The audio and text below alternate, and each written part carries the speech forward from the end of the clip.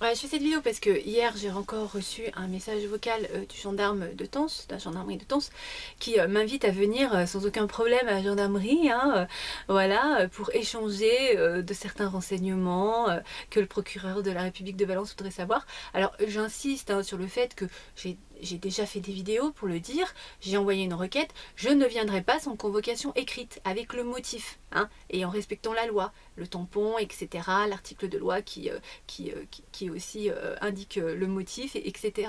Et surtout, je ne viendrai pas sans avocat. Donc j'en avais trouvé un qui me prenait 1500 € cash et 100 € par mois pendant 10 mois. Sur ma cagnotte, j'ai 900 €. On n'a pas, voilà, on n'a pas 1500 € cash. Donc j'ai rendez-vous le 18 février avec un autre avocat. Je ne viendrai pas sans, en tout cas. En tout cas, moi j'ai fait des recherches, hein, je recherche, et du coup je me suis aperçue que monsieur le procureur de la République, vous ne pouvez pas m'attaquer sur ma vie personnelle, parce que je ne dépends pas de votre juridiction, puisque vous, vous dépendez de Valence, dans le 26, et moi je dépends du 43, hein, de la juridiction de la Haute-Loire, là où j'habite, dans le 43.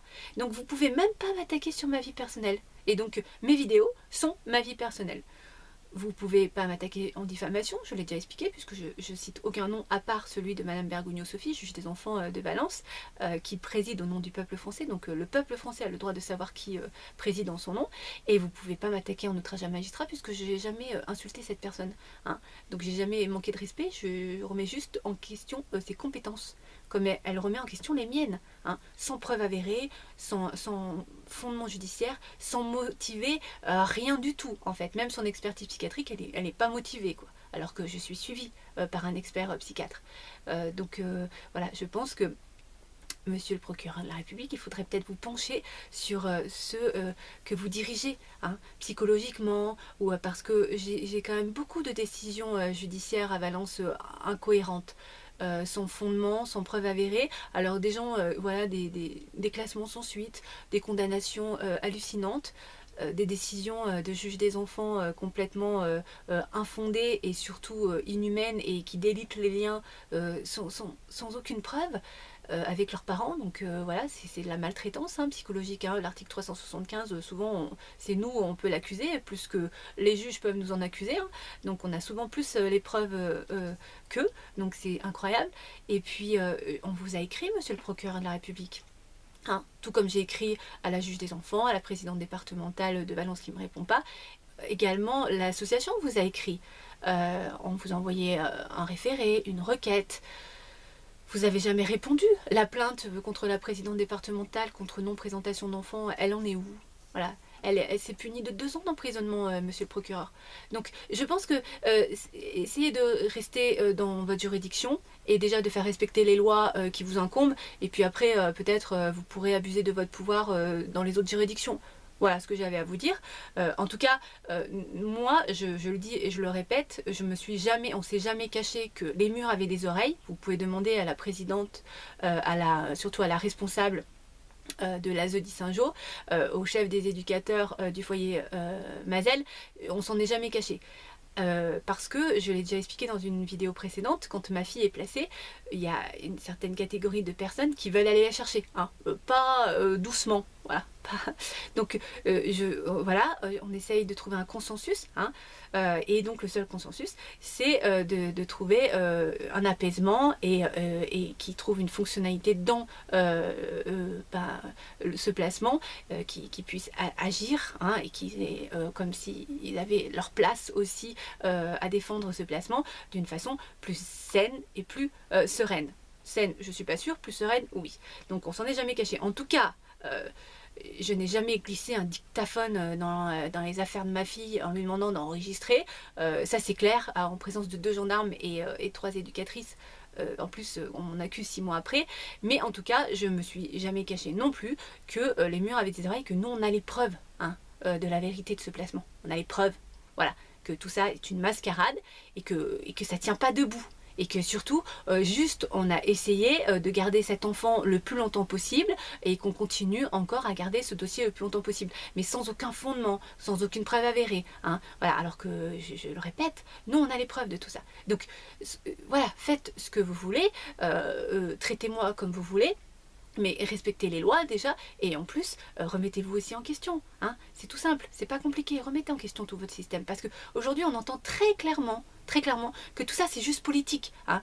Au mois de mars, la présidente départementale de Valence se représente, donc le président régional il commence à avoir peur, puisqu'il faut quand même qu'il place ses pions, hein, c'est important, pour pouvoir se représenter après, et tout ça est bien gardé, hein, puisque en même temps, si jamais les pions sont un peu défaits ou délités, ou c'est un autre parti politique qui prend le pouvoir, forcément tous les gens hein, qui avaient des promesses de carrière, ou qui avaient engagé hein, tout un processus de séduction avec leurs supérieurs pour pouvoir avoir une ambition professionnelle, il faut tout recommencer. Donc nous, citoyens, on ne se rend même pas compte à quel point c'est un enjeu financier, un enjeu politique incroyable, ces élections même départementales, hein, aussi petites qu'elles soient.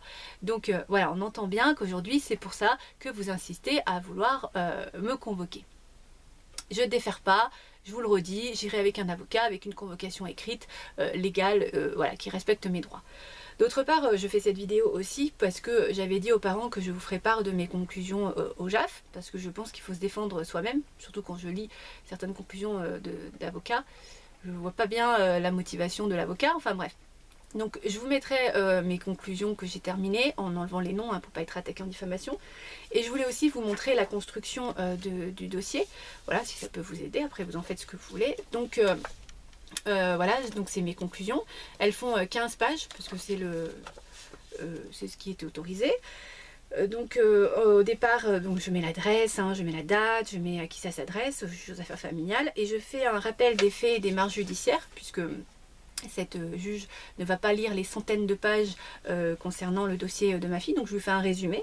Donc je pars du 1er mars 2011, je mets un petit résumé. 2012, avril, voilà, je suis assez concise. Voilà, bon, ça tient quand même 3 pages, parce qu'en même temps, ce placement n'en finit plus, donc la situation de ma fille ne s'arrête pas de continuer. Après, je fais une première discussion juridique. Alors, je suis très factuelle, hein. Je dis ce qui n'a pas été respecté pour ma fille et à quel article de loi ça correspond. Après, je fais une deuxième discussion juridique pour que cette magistrate, si elle n'a pas compris la première discussion, elle peut un peu mieux peut-être comprendre la deuxième. Hein, voilà. Après, je fais une troisième discussion juridique, toujours pareil, où je réexplique d'une autre façon, hein, donc pour bien qu'elle prenne conscience du dossier et qu'elle ait une belle compréhension hein, du dossier qu'elle veut juger. Voilà. Et je termine par une quatrième discussion juridique, où là je continue hein, quand même à remettre en question les procédures et surtout les lois qui n'ont pas été respectées et surtout le bien-être de mon enfant qui n'a pas été respecté. Ensuite, je termine par ces motifs, donc je répète tous les articles de loi qui ont été bafoués. Et je termine par les conclusions et demandes. Donc là, je dis ce que je demande. Et après, en dernier, je mets le bordereau de pièces. Voilà. Donc, c'est très important de mettre un bordereau de pièces le plus clair et le plus fourni possible. Donc, voilà, c'est un formulaire hein, de bordereau de pièces qu'on peut trouver sur Internet. Hein. Voilà. Donc, mon bordereau de pièces, il y a 11 pièces, donc 11 annexes. Excusez-moi, je mets à la gorge. Donc, l'annexe 1, ça reprend les preuves que j'avais depuis le début, enfin une partie des preuves, hein, je ne peux pas tout mettre, hein, sinon ça serait trop compliqué. Donc voilà, c'est le certificat médical de 2019 hein, qui dit que je n'étais pas maltraitante, que ma fille avait un problème de phobie scolaire et de relation avec son papa. Je mets l'attestation de la thérapeute hein, qui a attesté aussi également de cela. Je mets la lettre de l'inspecteur académique hein, parce que quand ma fille a une phobie scolaire, et ben à un moment donné elle veut plus du tout y aller, donc je décide qu'il faut résoudre ce problème. Donc j'écris à l'inspectrice, à l'inspecteur, à la directrice, puis je demande hein, à la maîtresse, mais bon la maîtresse ne m'entend pas, donc voilà, je veux trouver une solution avant que ma fille retourne à l'école. Et en fait ce qu'on me reproche lors du placement de ma fille, c'est que j'aurais déscolarisé mon enfant. l'inspecteur, lui, me répond qu'il entend, il a bien compris ma lettre, hein, il a bien reçu et bien compris ma lettre. Et voilà, il marque, vous lui avez, donc il me dit que j'ai écrit aussi à l'inspectrice, hein, et que je lui ai exprimé le souhait que votre fille soit accompagnée dans son retour à l'école. Voilà, donc comme quoi je n'ai pas déscolarisé, j'avais l'intention que ma fille retourne à l'école. Hein. Voilà, c'est la preuve. Après, cette juge aussi m'accusera que ma fille n'était pas tournée vers l'extérieur, donc je mets la facture du cirque, je mets la facture de son cursus musical. Je mets aussi le certificat d'hébergement, puisqu'on a été obligé d'être hébergé dans une association à tremplin, puisque le papa nous avait menacé de mort, hein, plusieurs fois. Il a été condamné pour ça. Et donc, mon avocate de l'époque a fait une demande au JAF, hein, pour clarifier, pour essayer d'apaiser, avoir des droits plus clairs. Donc, ce n'est pas ce n'est pas le papa, hein, qui a fait cette demande, c'est bien mon avocate de l'époque, pour essayer d'apaiser la situation. Je mets le compte rendu. Le premier compte rendu, enfin le seul d'ailleurs que j'aurai, hein, de la responsable de l'ASE d'Issingeaux, qui me dit qu'est-ce que je dois faire pendant les visites médiatisées pour pouvoir récupérer mon enfant. Donc le compte rendu date du 10 octobre, hein, ma fille a été placée au mois de juillet 2018. Donc le 10 octobre 2018, conclusion de l'entretien, hein, donc de ce qu'elle me demande de faire. Tant de visites partagées avec toutes les personnes dont le but de montrer que la relation entre Madame Vol et sa fille n'est pas exclusive. Les visites seront consacrées à un moment ludique autour d'activités, lecture, musique, jeux. Madame souhaite conserver un moment d'intimité avec sa fille, puisqu'elle me demandait de moins faire de câlins, donc j'avais demandé quand même que j'en ai un petit peu le droit. Et le service demande à Madame d'éviter de chuchoter. Voilà ce qu'il fallait que je fasse pendant les visites médiatisées. Ensuite, l'annexe 2, donc je mets le petit 2, ça c'est le rapport de la responsable de l'ASE, la note d'information. Ça c'est le PPE, hein, qui a été finalisé au mois de juin pour une échéance au mois de juillet, donc autant vous dire qu'il a servi à rien, mais il y a des informations quand même importantes. Ensuite, les courriers que j'avais lus en faisant une vidéo, hein, qui ont été d'ailleurs analysés par un graphologue qui dit lui-même que vu ce que Marine explique et les mots qu'elle emploie et ainsi de suite, elle a forcément été induite, hein, pour écrire cette lettre. Voilà. Je mets également le courrier que j'avais reçu du collège, comme quoi ma fille avait été exclue, hein, parce qu'elle avait eu des propos grossiers et puis un refus d'obtempérer, enfin voilà, un problème de comportement. Et je joins également le mail que j'avais reçu de l'ASE en me disant que ma fille n'allait pas bien. Donc quand on me dit que ce placement a été bénéfique pour ma fille, aujourd'hui elle se retrouve en échec scolaire et elle a des problèmes psychologiques. Donc voilà, j'en apporte la preuve. Je mets en annexe 5, comme quoi j'avais bien écrit au greffier, hein, avec le bon formulaire, en recommandé, etc., pour pouvoir consulter mon dossier avant l'audience du 27 juillet. Et je n'ai pas eu de réponse, donc je n'ai pas eu accès au contradictoire. En annexe 6, je mets les expertises psychiatriques. En annexe 7, je mets les certificats médicaux. En annexe 8, je mets toutes les comptes rendus, les attestations des gens qui m'ont accompagnée à chaque rendez-vous, autant à l'ASE qu'au foyer et ainsi de suite. Donc ils ont fait des comptes rendus des visites et des coups de téléphone que j'avais avec ma fille. Donc des tierces personnes de confiance, hein, qui peuvent attester de tout ce que je déclare et de ce que je dis. Voilà. En annexe 9, je mets tous les attestations des gens qui me côtoyaient et avant et maintenant encore, hein, des attestations aussi de certains employeurs qui disent que j'ai une stabilité professionnelle, etc. Donc voilà, avec l'attestation que vous pouvez trouver, hein, sur internet, avec un numéro, le CERFA, hein, parce qu'on peut vous refuser si vous ne faites pas dans la légalité vos conclusions et vos bordereaux de pièces, hein, surtout. Voilà, donc comme vous pouvez voir, ça en fait quand même pas mal, des attestations, hein. En annexe 10, je mets ce que je gagne. Et voilà, les dépenses que j'ai, etc., etc.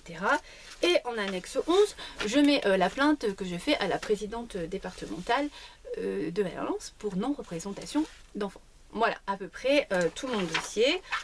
Donc autant vous dire que ça fait pas mal, hein. Voilà, je vous montre à peu près, bon, il y en a pas mal de pages, pas mal de travail. Et j'ai eu beaucoup de soutien, donc je remercie tous les soutiens, bien évidemment, comme d'habitude. Bien sûr, j'ai envoyé tout ça à la partie adverse, hein, voilà, en temps et en heure, puisque j'ai 15, il faut que je les envoie 15 jours avant, donc là je suis largement dans les temps, et puis j'attends les conclusions de la partie adverse, hein, bien évidemment, pour pouvoir m'en défendre le 26 février lors de l'audience. Voilà, je finirai cette vidéo comme d'habitude par faire un message à ma fille. Alors, on entend aujourd'hui les éducatrices du foyer mater, hein, spécialisées dans la destruction psychologique des enfants. Donc on entend hein, vraiment qu'elles essayent de te diriger sur le fait qu'une maman c'est pas nécessaire, hein, que tu sois orpheline de maman, il y en a qui se construisent très bien, voilà.